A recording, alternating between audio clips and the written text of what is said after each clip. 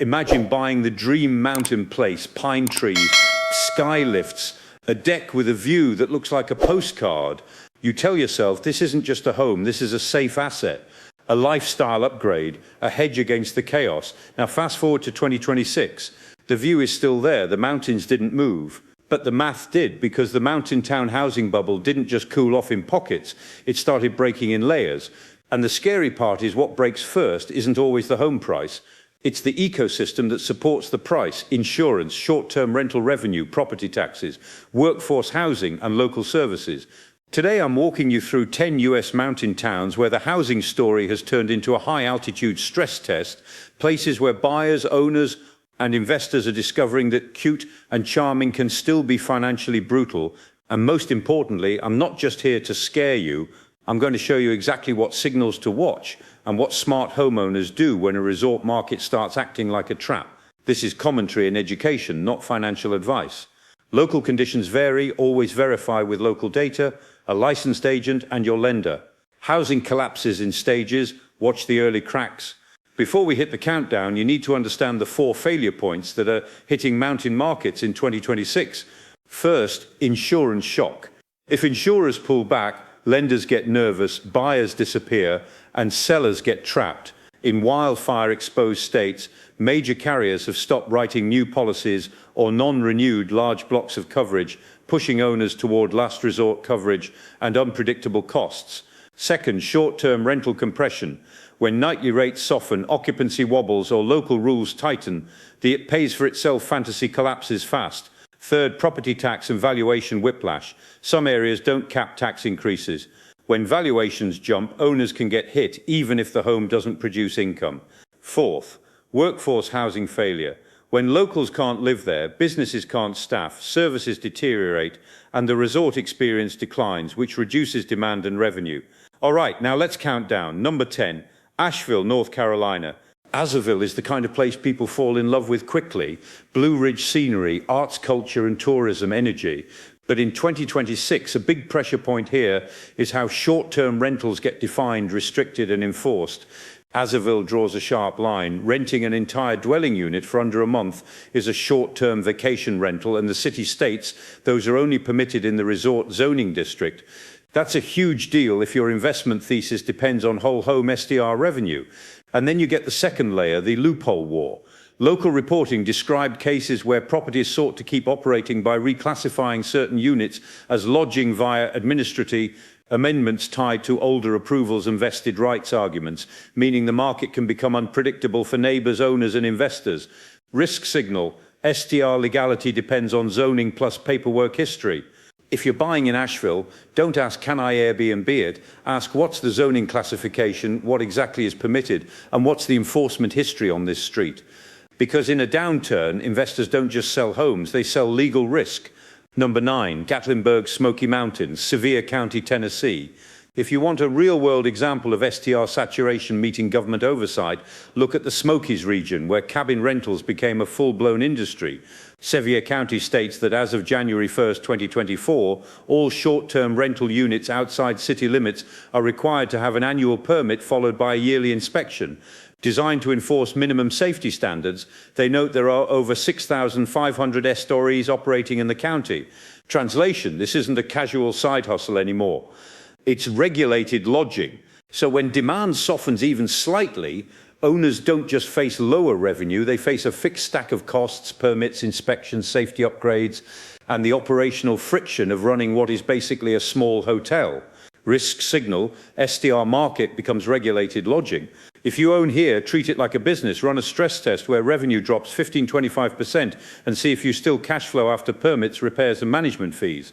If you can't survive that scenario, you're not investing, you're gambling. Number 8, Bend, Oregon. Bend became a poster child for lifestyle relocation. But the problem with lifestyle markets is they're extremely sensitive to affordability, rates, and buyer psychology.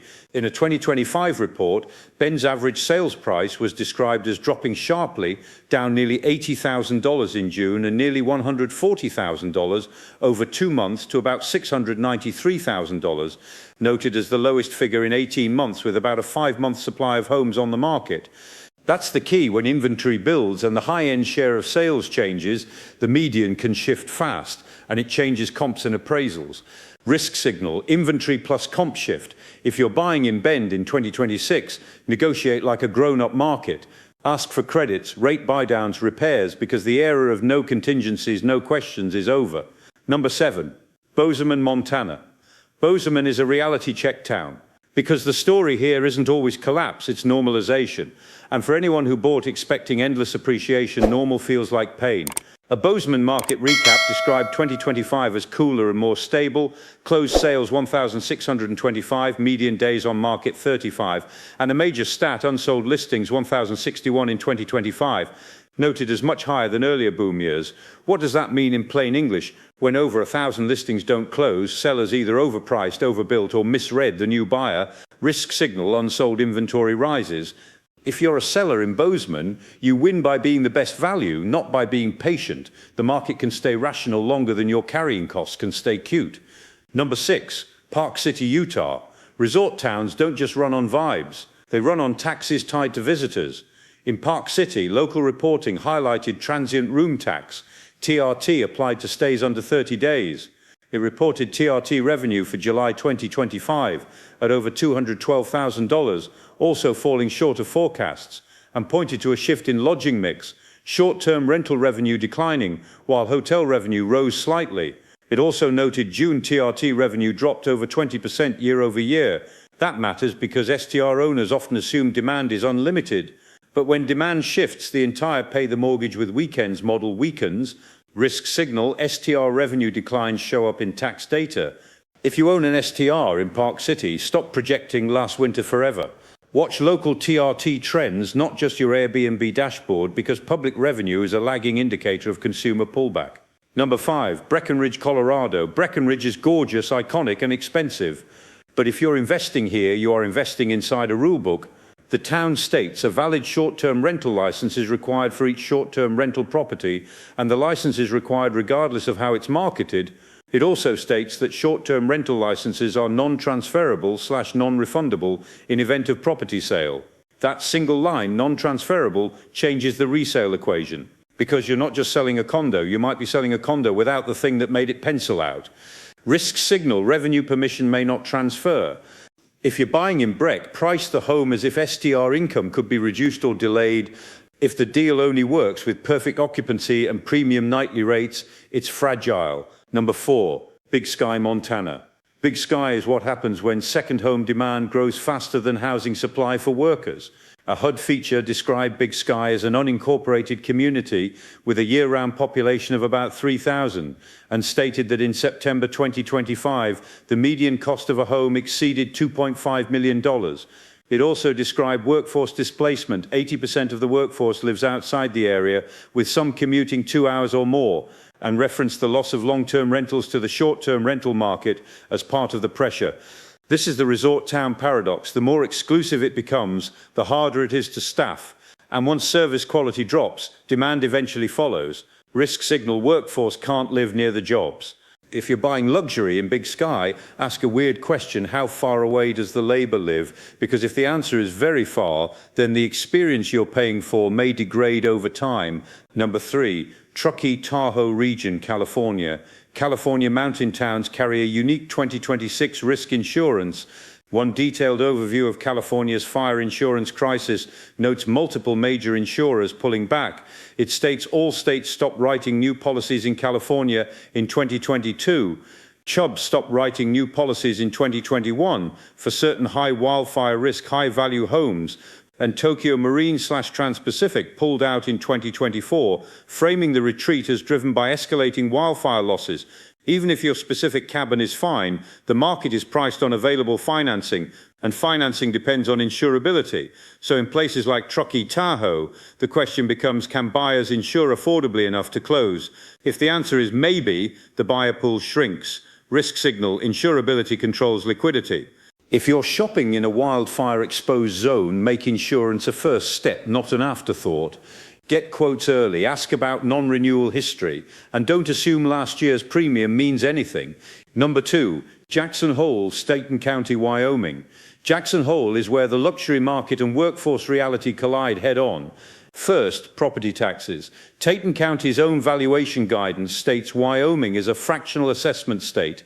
Taxes are calculated on assessed value at 9.5% of fair market value. And this is critical. Wyoming does not cap property tax increases by a fixed percentage. Local reporting also states Teton County property taxes rose an average of 36% in 2022, emphasizing that these hikes affect renters too as landlords pass costs through. Second, the workforce commute. A Denver Post column described roughly 400 Idaho residents commuting over Teton Pass to work in Jackson, and how a failure of that road turned a 35-minute drive into a roughly 85-mile detour, adding about 2 hours and reportedly costing the local economy significantly per day. That's the nightmare, not just affordability, but fragility. When a town is dependent on a commuter pipeline, any disruption becomes a housing crisis multiplier. Risk signal, no tax cap plus commuter dependence. If you own in Jackson, plan your carrying costs like they can jump. And if you're buying, understand that what you're paying for is not just a home, it's a functioning ecosystem. If the ecosystem strains, luxury becomes illiquid. Number 1, Steamboat Springs, Colorado. Steamboat is the case study that tells the truth out loud. Mountain towns don't collapse because the snow stops. They collapse because workers can't live there. A HUD case study states that in Routt County, a 2025 housing study found a shortage of 3,100 units to meet workforce demand, and it notes that more than half of renter households are cost-burdened. It describes a 75-unit complex Anglers 400 aimed at essential service workers. Local reporting also described Steamboat approving a $3 million pilot program to purchase deed restrictions on existing homes to add workforce housing faster, noting that only about 8% of Steamboat's housing stock was deed restricted, compared with much higher shares in some other resort towns. And another deep local narrative covered the failure of the Brown Ranch annexation referendum and described the scale of affordability pressure, home prices and rents, along with the workforce commuting reality. So when people ask, is Steamboat's housing market collapsing, the more accurate answer is, it's being forced to confront the cost of becoming a resort-only shell. Risk signal, workforce shortage measured in thousands of units. If you're investing in Steamboat, align with policy reality. Track deed restriction programs, workforce housing supply, and STR tax impacts. These aren't side stories, these are price drivers now. Now listen, if you live in one of these towns or you're trying to buy a place in the mountains, the goal is not to panic.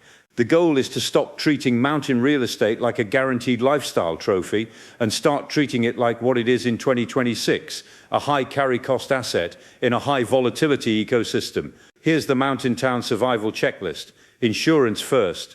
Don't shop homes, shop insurability. If you can't insure it cleanly, it's not liquid. STR legality in writing, zoning, permits, license transfer rules, get it all documented. Stress test revenue. If revenue drops 20% and you still survive, you're solid. If you don't, you're exposed. Tax reality check. In places with no cap, treat property taxes like a variable expense that can rise sharply. Workforce health indicator. If the town can't house workers, the experience degrades and the premium becomes unstable. Mountain towns are still beautiful, but in 2026, beauty is not a business model. If you want the mountains, buy the mountains, but respect the numbers, respect the policies, respect the risk. If this breakdown helped you, subscribe for more real estate deep dives and comment below. Which mountain town do you think is most at risk and which one has the best chance to recover? Verify zoning, verify insurance, verify cash flow.